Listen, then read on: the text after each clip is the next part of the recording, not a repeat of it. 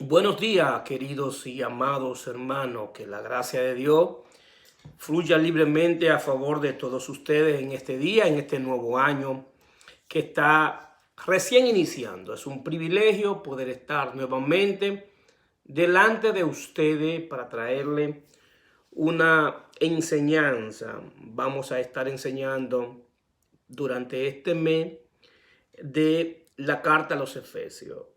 Y vamos a hablar en esta ocasión del sello y el arra del Espíritu Santo. Bien, en Efesios 1, 13 y 14 dice: en él también vosotros, habiendo oído la palabra de verdad, el evangelio de vuestra salvación, y habiendo creído en él, fuiste sellado por el Espíritu Santo de la promesa, que es las arras de nuestra herencia hasta la redención de la posesión adquirida para la alabanza de la gloria de Dios. Podemos definir la carta a los Efesios como una de las cartas con mayores profundidades espirituales. Es una carta escrita por el apóstol Pablo durante su prisión en Roma. Esta carta es extraordinaria porque esta carta abarca lo que se llama el tiempo Cairo de Dios, el tiempo eterno de Dios. Pablo, por medio a la revelación del Espíritu, Pablo se va más allá del Edén, se va antes de la fundación del mundo, habla de lo que Dios quería hacer y por la razón por la cual Dios puso el primer hombre en la tierra. Para nosotros tener una mayor comprensión de la Sagrada Escritura, debemos entender claramente mediante la revelación del Espíritu la carta a los Efesios. Quien no tenga una buena interpretación o una buena revelación o iluminación de esta carta, es difícil que tenga una buena base teológica, bíblicamente hablando, para entender lo que Dios está revelando en Cristo. Pablo, después de saludar a la iglesia de Éfeso, aunque se entiende y se cree que la carta a los Efesios es una circular, es decir, que no fue dirigida específicamente a la iglesia que estaba en Éfeso, sino a Asia Menor, y como Éfeso era la capital de Asia Menor, le pusieron en el título la carta a los Efesios. Es decir, ¿qué implica esto? Que no estaba tratando ningún problema doctrinal ni ninguna situación espiritual que tenían los Efesios, sino que es una circular que tiene validez para todas las iglesias. No es como la iglesia de Corinto, que estaba tratando un problema específicamente de los corintios, o la carta a los Gálatas, que estaban tratando de resolver un problema específicamente de los Gálatas.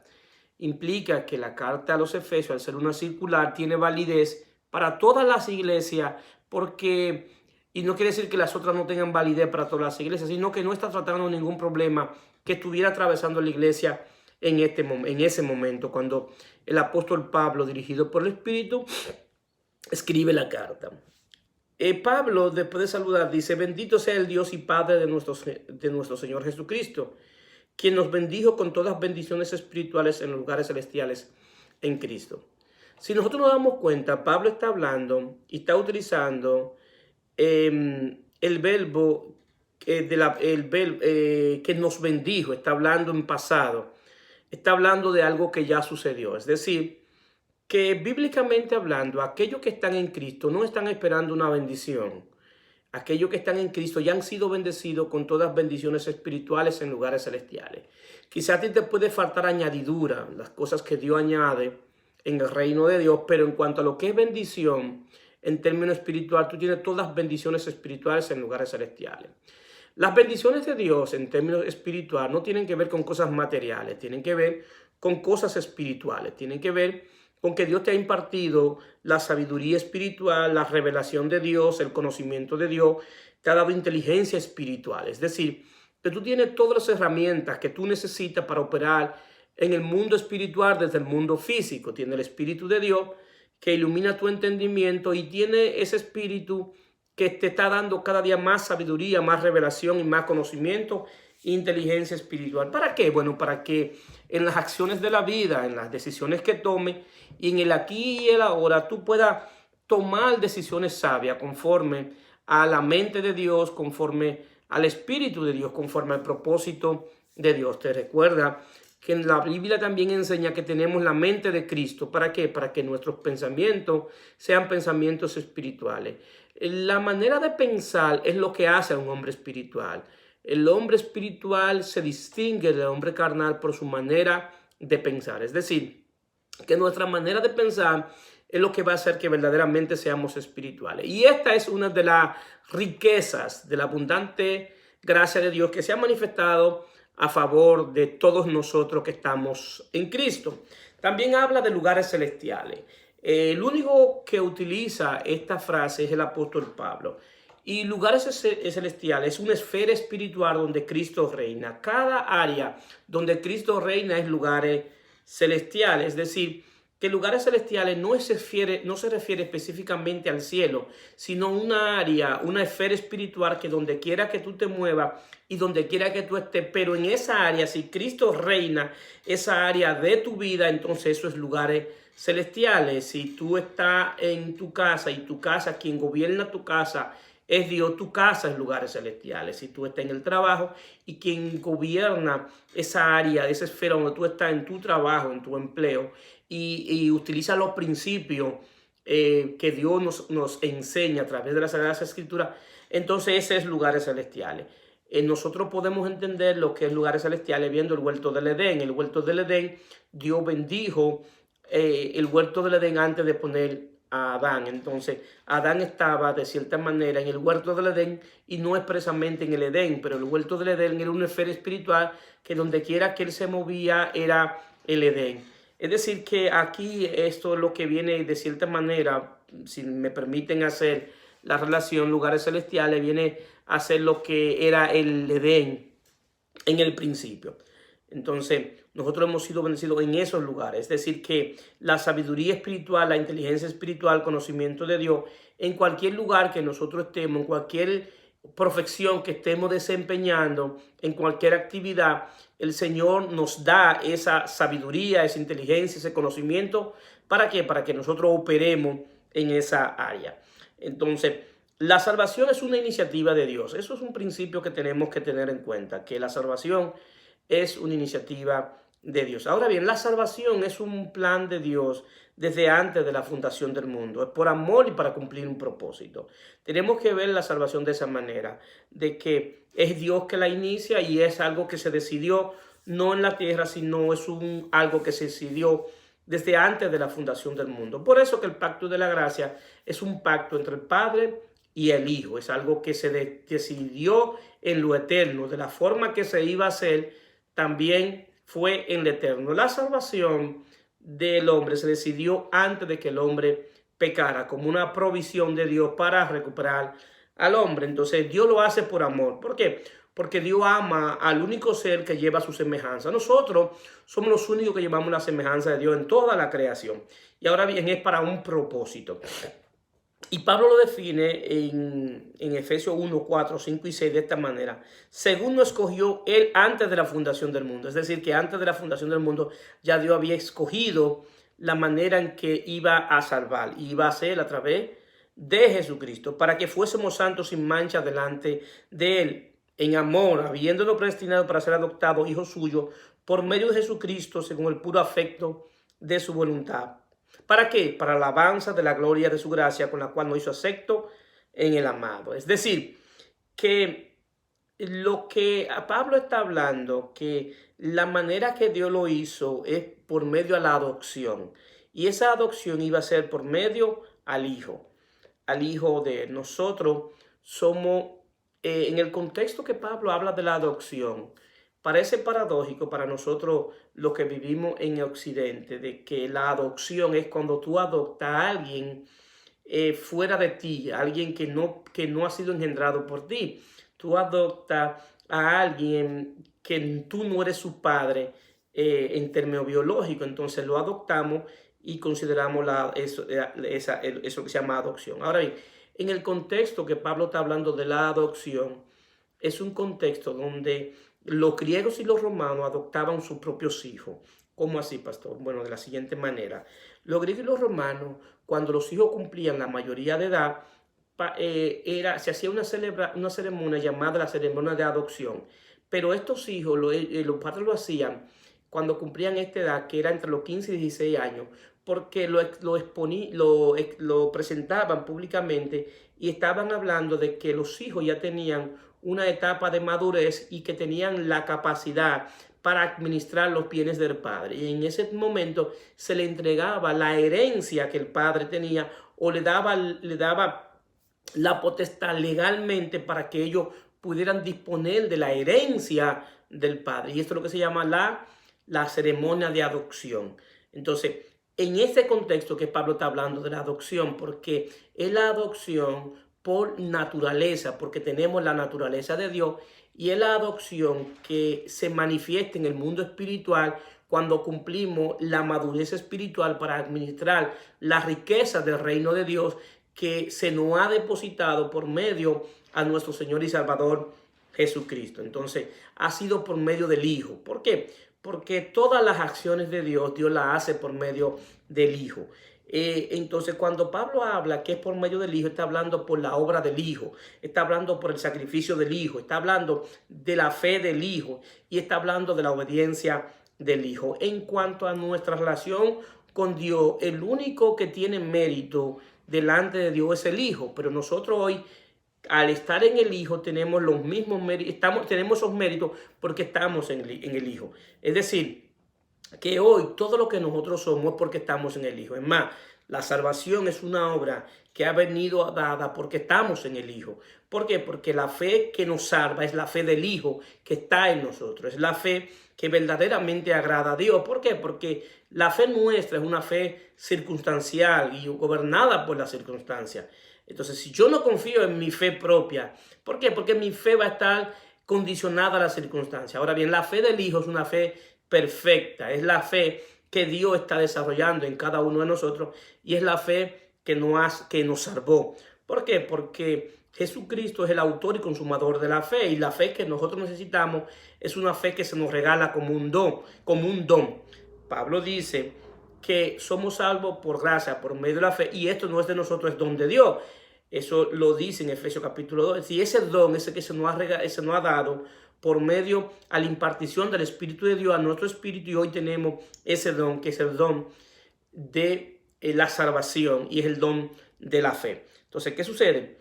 En cuanto hablamos de salvación, no hay nada que se pueda hacer fuera del Hijo. Todo lo que Dios hace en este momento que estamos hablando de la salvación, todo lo que Dios hace lo hace por medio del Hijo. Es más, la obediencia que hoy podemos manifestar y exhibir es una obediencia que no es producida por nosotros, es una obediencia que es producto de la vida del Hijo en nosotros.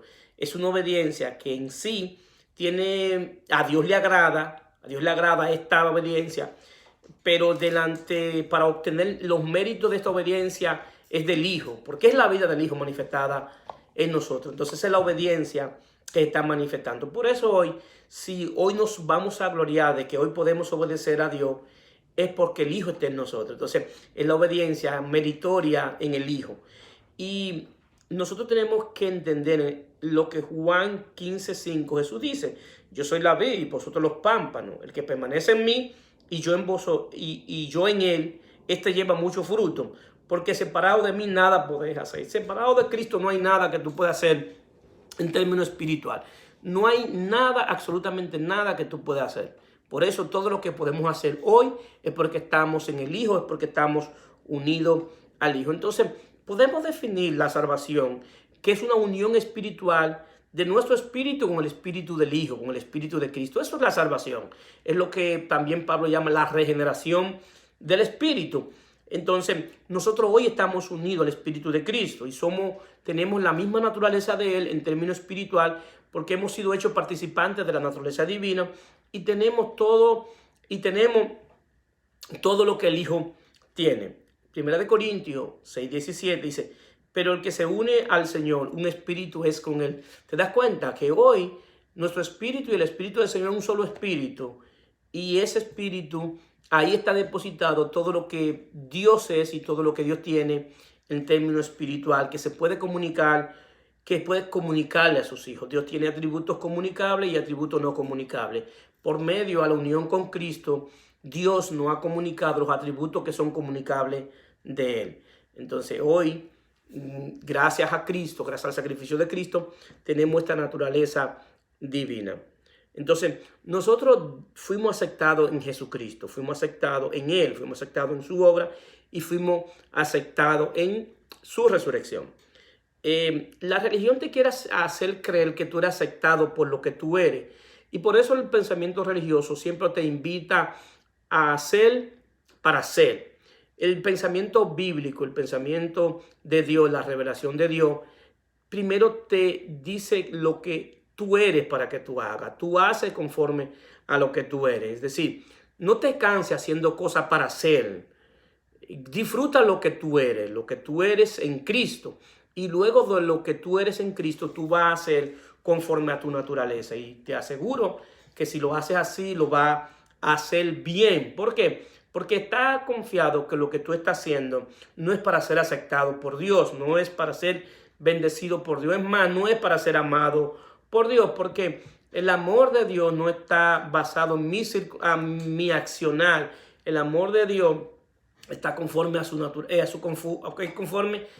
naturaleza. Dios me amó desde antes de la fundación del mundo. Dios nos amó cuando andábamos muertos en delito y pecado. Es más, la razón por la cual Cristo va a la cruz en la condición que nosotros estábamos es porque Dios nos amaba. Si Dios no nos hubiese amado, nos hubiese dejado en nuestra miseria espiritual, en nuestra bancarrota espiritual, pero Él nos vio con ojos de misericordia, nos vio en amor. ¿Por qué? Porque la gracia, la misericordia y la paciencia de Dios es una manifestación del amor de Dios. Dios es un Dios que se ha revelado como un Dios amoroso. Entonces, disfrutemos de que nosotros hemos sido aceptados en el amado. Fuimos aceptados en Él, por Él y para Él. Bendito sea Dios en Cristo. Fuimos aceptados por Él y para Él. ¿Para qué? Para que hoy manifestemos la abundante riqueza de la gracia de Dios que es en Cristo Jesús, Señor nuestro. Entonces Pablo dice: en quien tenemos redención por su sangre, el perdón de pecados, según la riqueza de su gracia, que hizo sobreabundar para con nosotros toda sabiduría e inteligencia. Es decir, que hoy la sabiduría y la inteligencia de Dios sobreabunda en nosotros porque Él la ha derramado por medio de su Espíritu. Es decir, que la redención tiene que ver con salvar o rescatar a alguien, dar terminado un castigo, liberar algo que se estaba hipotecado o embargado. En sí, la Sagrada Escritura enseña que Adán nos vendió al pecado. Nosotros fuimos vendidos al pecado. Fuimos empeñados bajo el gobierno del príncipe de las tinieblas, el príncipe que gobierna la potestad del aire, y era quien dirigía nuestro pensamiento. También teníamos una concupiscencia, que es la parte de la naturaleza caída, que no se regenera, que no se arrepiente, que lo único que se puede hacer con ella es tener el control del Espíritu de Dios sobre ella para que ella esté sumergida a la voluntad de Dios. Pero entonces, la redención tiene que ver con que Dios vuelve a comprarnos. Una redención tiene que ver, como un ejemplo, lo que cuando alguien va a empeñar algo, va y lo empeña y luego va y lo recupera. Eso es redimir. ¿Por qué? Porque recuperó algo que era de él. Nosotros éramos de Dios. En el Edén, Adán era de Dios. Dios lo puso ahí y era un representante de Dios en el Edén y tenía el gobierno y la autoridad de Dios en el Edén. Todo tenía que responder a lo que Dios habla, a lo que Adán hablara, conforme a lo que Dios le había enseñado. Y entonces, cuando Adán pecó, nos vendió al pecado, nos vendió al dominio de Satanás, nos vendió a la condenación eterna. Entonces, en Cristo Jesús nos redimieron. Dios nos vuelve a recuperar y nos compra para atrás. La moneda que utilizó Dios en eso fue la sangre de su Hijo. No fue cualquier moneda. Es la sangre preciosa de su Hijo amado. En sí, la sangre en términos no tenía nada especial. La sangre, lo que tenía especial de la sangre era de quién era la sangre, porque era la sangre del único Hijo de Dios, del amado Hijo de Dios. Entonces, eso es lo que le da valor a esa sangre, que era de Él, y por esa sangre fue la que nos compró. Ahora bien, y perdonó nuestro pecado y nos compró para atrás nuevamente. Pero la riqueza de la gracia de Dios no solamente está en el perdón de pecado, eso es algo de la riqueza. Hay más allá. Estamos hablando que en esa riqueza de la gracia de Dios, Dios deposita su espíritu en nuestro espíritu y nos da una nueva vida. Dios nos limpia de nuestro pecado, limpia nuestra alma de la naturaleza pecaminosa y limpia nuestro cuerpo de los hábitos pecaminosos. Es decir, que actualmente mediante lo que es la purificación del alma, por la obediencia a la verdad, hoy Dios está purificando nuestra alma. ¿Para qué? Para que nuestra alma esté rendida al gobierno y al señorío de Cristo. ¿Para qué? Para que el alma disfrute de la sabiduría espiritual, la inteligencia espiritual, el conocimiento espiritual. ¿Para qué? Para que el alma también sea lugares celestiales en Cristo Jesús y nuestra alma esté bendecida también, nuestra mente esté bendecida, nuestra voluntad esté bendecida y nuestras emociones estén bendecidas en lugares celestiales y se manifieste en el aquí y el ahora. Entonces, esto es parte de la abundante de la riqueza de la gracia de Dios. También hay liberación del entendimiento. El Espíritu de Dios ha venido desalojando los espíritus de maldad que ocupaban nuestra mente y gobernaban nuestros pensamientos. Y hoy ha habido una liberación por medio del Espíritu de Dios. ¿Para qué? Para que nosotros podamos conocer la verdad. ¿Por qué? Porque conoceréis la verdad y la verdad os hará libre. Y esa libertad no es una libertad de libertinaje, sino una libertad que tiene la oportunidad de elegir entre el bien y el mal. Antes nosotros no podíamos hacer el bien porque el mal estaba en nosotros, el pecado estaba en nosotros. Y es lo que Pablo considera como una vida miserable. ¿Por qué? Porque Pablo decía que quería hacer el bien, pero no podía porque el pecado moraba en mí. Decía, miserable de mí, ¿quién me librará de este cuerpo de muerte? Gracias le doy a Jesucristo. ¿Por qué? Porque quien nos ha libertado de este cuerpo de muerte es nuestro Señor y Salvador Jesucristo. Nos liberó de esa condena de andar con ese cuerpo, todo ese cuerpo de muerte, que es una figura jurídica en términos de la jurisprudencia romana, que luego explicaremos qué significa lo que es el cuerpo de muerte. Entonces, hoy también por medio de su Espíritu nos da consuelo, nos da gozo, paz, nos da dones espirituales, nos da ministerio.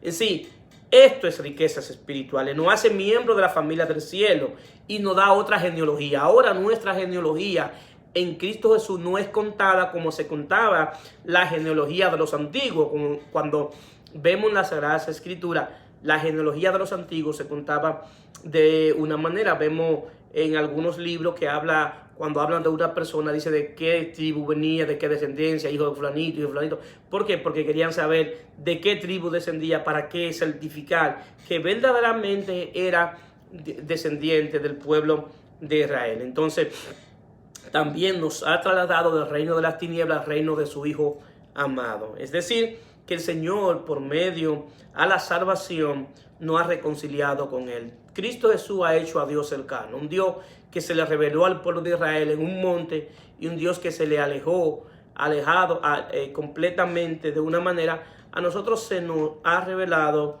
gracias le damos a Cristo, de una manera interna y de una manera de un Dios que se ha hecho cercano. Y esto solamente es posible en el nuevo pacto. Entonces, en el viejo pacto esto era un misterio que estaba oculto. Cuando hablamos de misterio, es algo que está, pero está oculto. Existe, pero está oculto. Y Dios lo estaba revelando. Desde el Génesis, Dios está revelando este misterio.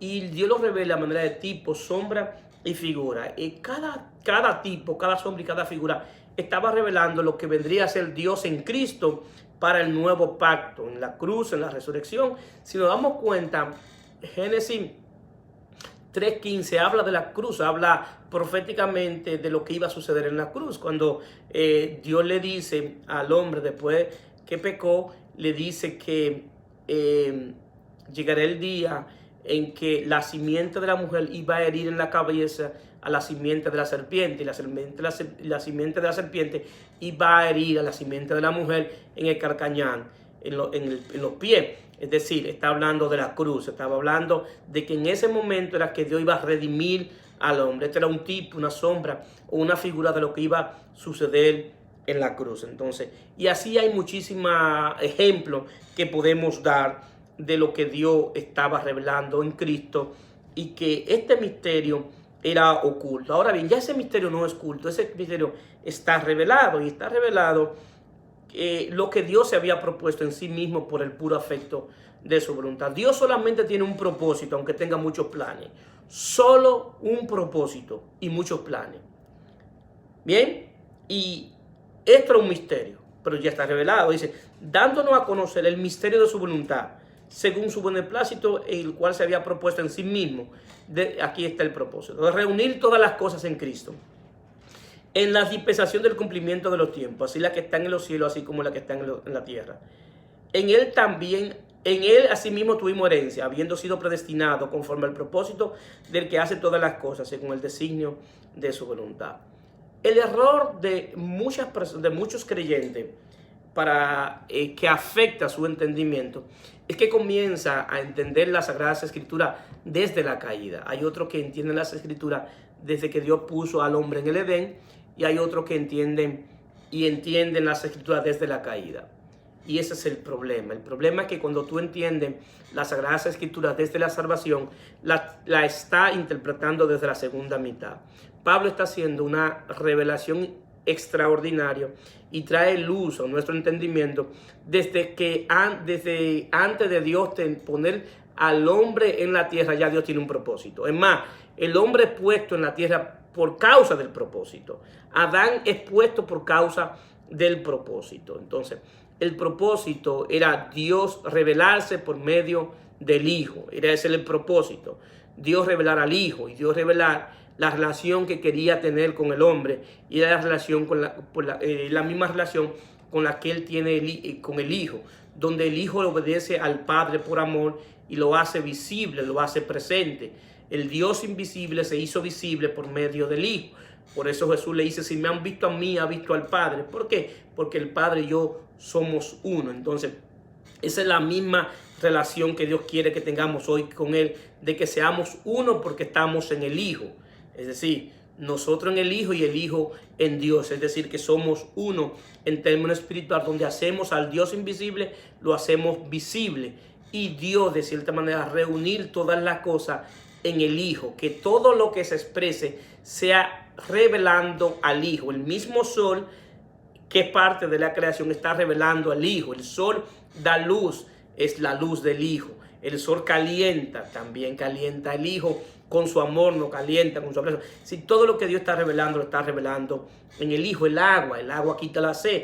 Bueno, el Hijo quita la sed espiritual. Si se dan cuenta, todo lo creado fue creado por Él y para Él. Y todo lo creado da entendimiento o iluminación de lo que es el Hijo y de lo que hace el Hijo en nosotros. Por eso es que el Hijo en nosotros es la esperanza de gloria. Bendito sea Dios en Cristo. Entonces hoy tenemos que ver la salvación desde el punto de vista eterno, de lo que Dios se había propuesto en sí mismo desde antes de la fundación del mundo.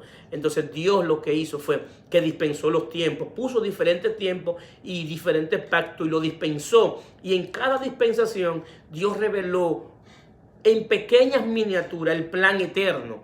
Es decir, que hoy yo no puedo comenzar a entender las Escrituras desde la dispensación de la inocencia, o desde la conciencia, o desde la dispensación de la promesa, o desde la disposición de la ley. ¿Por qué? Porque esto eran pequeñas revelaciones en miniatura, de manera de tipo, sombra y figura, de lo que Dios vendría a hacer en Cristo. La misma ley en sí está revelando el propósito en Cristo. Es decir, la ley es revelable el propósito de Dios en Cristo. Si nos damos cuenta, todas las fiestas que Dios estableció estaban revelando las que Dios vendría a hacer en Cristo. El sacrificio del Cordero es lo que Dios iba a hacer en Cristo. El perdón de los pecados era que Dios iba a hacer en Cristo. Y Dios lo hizo de manera de tipo, sombra y figura, para que hoy podamos entender en términos espiritual la obra completa y eterna de Dios en Cristo y lo que Él se había propuesto por el puro afecto de su voluntad desde antes de la fundación del mundo. Cuando Pablo habla que fue por el puro afecto de su voluntad, fue que él dijo, yo lo voy a hacer, nada lo va a impedir. Yo no le he pedido consejo a nadie, yo lo voy a hacer porque tengo sabiduría, porque tengo inteligencia y porque tengo el poder para hacerlo. ¿Por qué? Porque Dios es Dios sobre todas las cosas y no hay nadie que pueda hacer lo que Él hace. Dios anuncia el futuro, anuncia el porvenir desde ahora. Antes de que las cosas terminen, antes de Dios iniciarla, ya Dios la ha terminado. ¿Por qué? Porque Dios vive en el plano eterno. Entonces, ¿qué sucede? La salvación no es un fin en sí mismo. La salvación es el medio por el cual Dios recupera al hombre para Dios cumplir su propósito. Y ese propósito está en el Hijo, está en la gloria del Hijo. Por eso es que el mensaje del Evangelio no tiene que ver con la gloria del hombre, tiene que ver con la gloria de Dios en la faz de Jesucristo. El Evangelio que mucha gente ha conocido y que mucha gente entiende en el día de hoy es el Evangelio del hombre y sus necesidades, donde exponemos al hombre y exaltamos al hombre, y donde el hombre es exaltado, donde el hombre es magnificado y humanizamos a Dios. Ponemos a Dios como un Dios humano y engrandecemos al hombre. Sí, cada día más el Evangelio que mucha gente está entendiendo está exaltando al hombre y disminuyendo a Dios. Ese no es el Evangelio bíblico, ese no es el Evangelio que la Sagrada Escritura enseña. El Evangelio que la Sagrada Escritura enseña es el Evangelio donde el Hijo es exaltado, donde la gloria del Hijo es exaltado. ¿Para qué? Para que la gloria del Padre se vea en el Hijo, para que el Padre sea exaltado por su sabiduría, por su inteligencia. Bien, entonces la salvación, de cierta manera, Dios está recuperando al hombre para el propósito de él. Por eso es que decimos que no es un fin, que no es la salvación en sí, no es un fin, sino un medio para el cual Dios nos recupera. Bien, sí, entonces a fin de que seamos, miren para qué Dios nos salvó. Si esto lo es maravilloso. Sí, el propósito de la salvación está aquí a fin de que seamos para la alabanza de su gloria. Sí, la salvación tiene un fin, y ese fin es que nosotros hoy alabemos la gloria de Dios en Cristo, lo que Él ha manifestado en Cristo. Es decir, nosotros lo que primeramente esperamos en Cristo, solo pueden alabar la gloria de Dios aquellos que están en Cristo. Solo.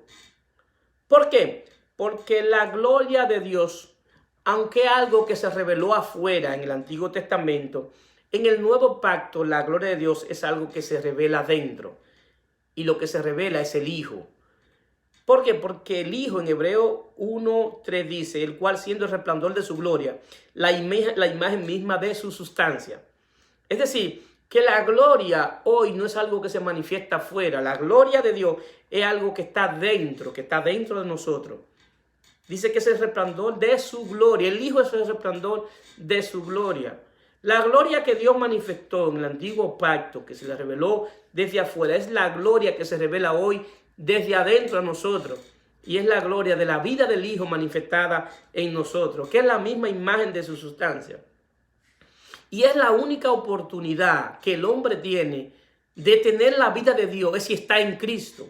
Es más, el mismo Adán lo que tenía era la imagen y la semejanza de la vida de Dios, pero en sustancia, Adán no tenía la vida de Dios. ¿Por qué? Porque la clase de vida que Adán tenía era una clase de vida administrada por el alma para vivir en la tierra. Por eso estaba limitado al conocimiento espiritual. Adán no tenía conocimiento del mundo espiritual. Aún así tenía conocimiento del mundo natural. Por eso él puede poner los nombres a los animales y recordarse de los nombres. ¿Por qué? Porque el conocimiento estaba limitado al mundo terrenal.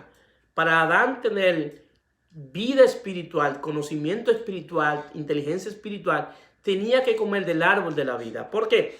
Porque donde Dios puso verdaderamente la sustancia de su vida fue en el árbol de la vida. Y de ese árbol tenía que comer, porque en ese árbol él no tenía prohibición para comer. Por eso es sacado del huerto. ¿Para qué? Para que no comiera del árbol de la vida y viviera eternamente en una naturaleza pecaminosa. Es decir, que hoy verdaderamente, después de la resurrección, es que se puede tener verdaderamente en sustancia lo que es la vida de Dios. Y esa vida está en el Hijo. Es la imagen misma de su sustancia.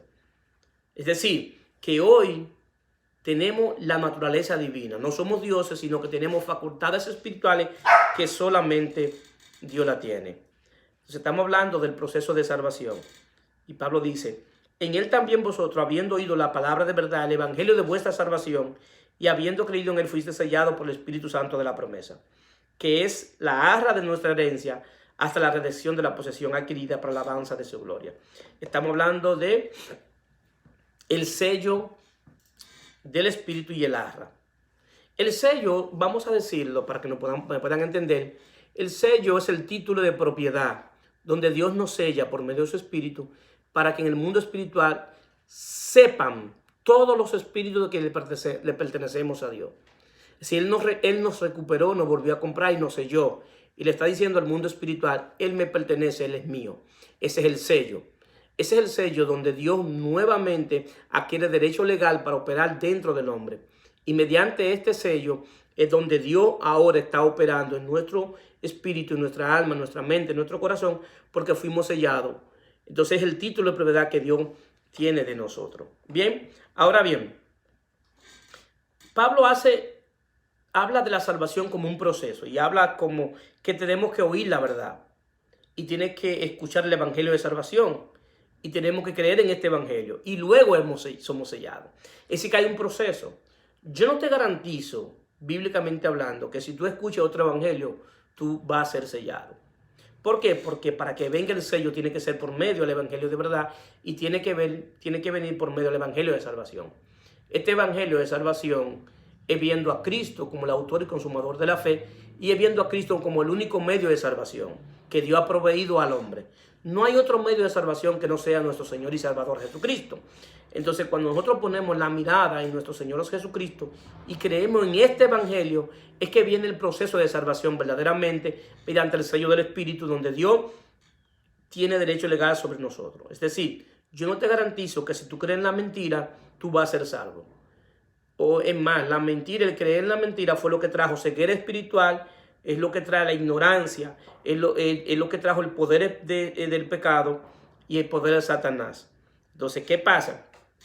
Todo este poder es quitado por medio al poder de la verdad que está en Cristo. Es una sustitución de poder. Y es el poder del evangelio para salvar a aquellos de los perdidos.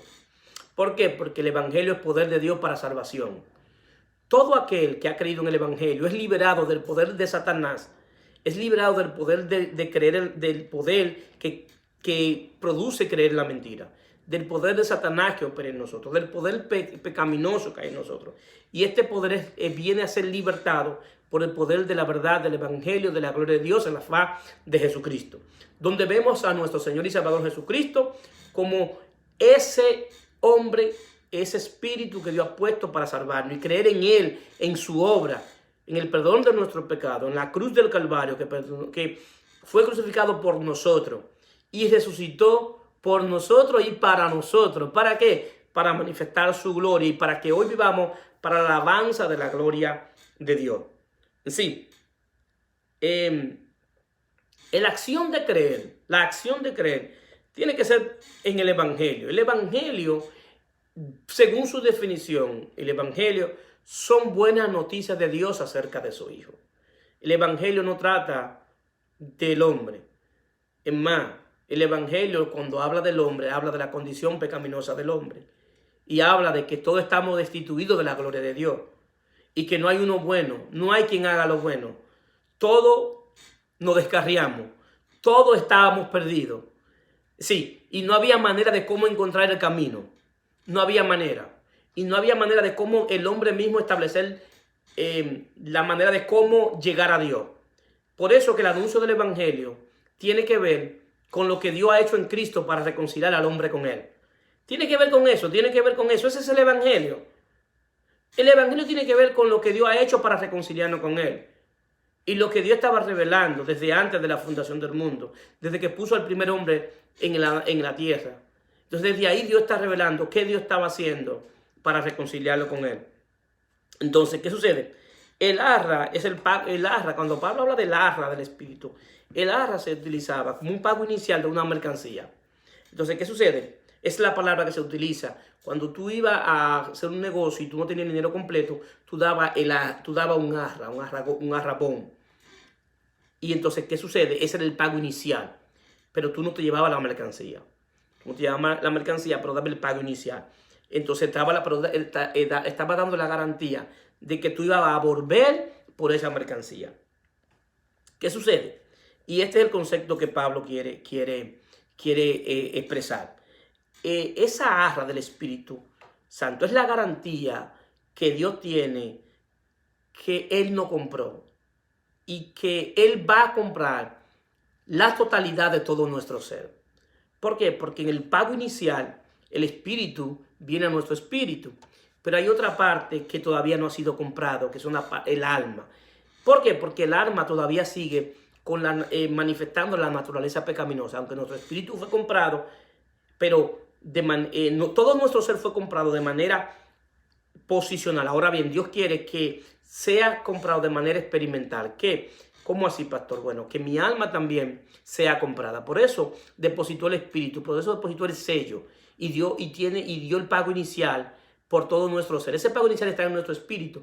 Pero explicarlo así para que me puedan entender. Ahora, Dios lo que está haciendo, como tiene derecho legal nuevamente, como tiene el título de propiedad y tiene el sello, ahora Dios está trabajando en todo nuestro ser para comprar completamente todo nuestro ser. ¿Por qué? Porque hay áreas de nuestro ser que todavía no se han rendido al señorío de Cristo y hay áreas de nuestro ser que todavía son cautivas, que son esclavas, que deben ser libertadas, que deben ser compradas por el Espíritu de Dios que está dentro de nosotros. ¿Para qué? Para que todo nuestro ser sea de Él, para que seamos de Él en espíritu, alma y cuerpo, que nuestros pensamientos sean de Él, que nuestra voluntad sea de Él, que nuestro corazón sea de Él. Todo nuestro ser sea completamente de Él. Lo bueno de esto es que Él dio el pago inicial. Y te garantizo que si tú estás en Cristo, dice la palabra que el que inició la buena obra en nosotros, Él la va a perfeccionar. Hoy Dios está perfeccionando todo nuestro ser. ¿Por qué? Porque tiene derecho legal y Él dio el pago de la garantía, dio el arra, que es la garantía de que Él va a hacer lo que Él se propuso. ¿Por qué? Porque Él lo que se propuso hacer, se lo propuso sabiendo lo que iba a suceder. Y sabiendo dónde hoy íbamos a estar. Sabiendo dónde nos iba a encontrar, cómo iba a ser nuestra vida. Aún así ya Él no había visto desde antes de la fundación del mundo y no había visto en Cristo. Es decir, esa fue la gracia común que tuvo en nosotros y nos preservó hasta llegar a Cristo. Porque ya Dios sabía que nosotros íbamos a llegar a Él, íbamos a venir a Él por medio a la predicación del Evangelio.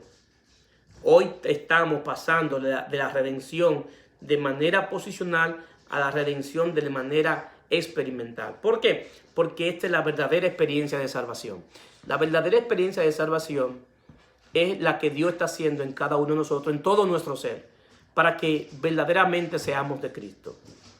Que el Señor te siga bendiciendo, que la gracia de Dios fluya libremente a tu favor, que pueda entender, pido al Señor que te dé iluminación del entendimiento para que pueda entender las Sagradas Escrituras y pueda entender este mensaje que hemos traído para que lo entienda, para que entienda lo que es el sello del Espíritu y el arra del Espíritu. Tenemos el sello como garantía de que somos de Dios y el arra es la garantía del pago inicial que Dios dio para nuestro ser. De ahora en adelante comienza a pedirle al Señor que te revele cómo pasar de lo que Cristo ha hecho de manera posicional a lo que Cristo hace de manera experimental, que es la obra del Espíritu en nosotros. Esa es la obra interna del Espíritu en nosotros que viene